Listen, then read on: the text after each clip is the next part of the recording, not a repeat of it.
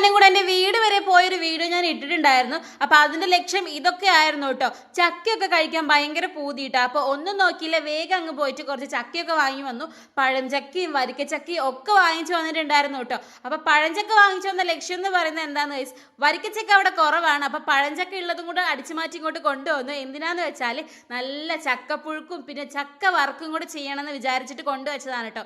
അപ്പോൾ കൊണ്ടുവച്ചിട്ട് 2 ദിവസം ആയതുകൊണ്ടായിരിക്കാം നമ്മുടെ പഴഞ്ചക്ക ഒക്കെ പഴുത്തു പോയി ഗൈസ്. ഒരു രക്ഷയില്ല, ഇത് പഴുത്തത് ഇങ്ങനെ അതിനോട്. ശരിക്കും എനിക്ക് പഴഞ്ചക്ക ഇഷ്ടമാണ്, പക്ഷെ ഇവിടെ ആർക്കും അങ്ങനെ ഒത്തിരി പഴഞ്ചക്ക ഇഷ്ടമില്ല കേട്ടോ. എല്ലാവരും വരിക്കച്ചക്കേൻ്റെ ഇഷ്ടക്കാരാണ് കേട്ടോ.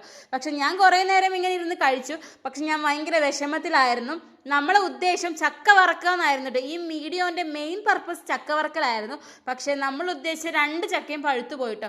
പിന്നെ കുഴപ്പമില്ല, വേറെ ഒരു ചക്കൻ്റെ കഷ്ണം ഉണ്ടായിരുന്നു, അത് അത്ര മൂക്കാത്തതുകൊണ്ട് മാറ്റി വെച്ചതായിരുന്നു കേട്ടോ. അപ്പോൾ അതിങ്ങനെ കുനുകുന അരിഞ്ഞിട്ട് നമ്മുടെ പൂതി തീർക്കാൻ വേണ്ടിയിട്ട് കുറച്ച് ചക്ക വറുത്തെടുക്കാമെന്ന് വിചാരിച്ചു കേട്ടോ.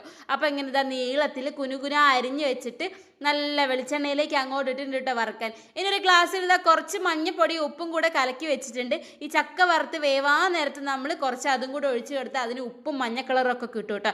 അപ്പോൾ ഒരു ട്രിപ്പ് ഇട്ട് അടുത്ത ട്രിപ്പും കൂടി കിട്ടും. ശരിക്കും ഇത് അത്ര അങ്ങോട്ട് സക്സസ് ആയിട്ടില്ല, കാരണം കുറച്ച് നല്ല മൂത്ത ചക്ക വേണം. ഇത് കുറച്ച് ഇളം ചക്ക ആയതുകൊണ്ട് എന്നാലും നമ്മുടെ പൂതി തീർക്കണമല്ലോ അല്ലേ ഗൈസ്. അപ്പോൾ ബൈ.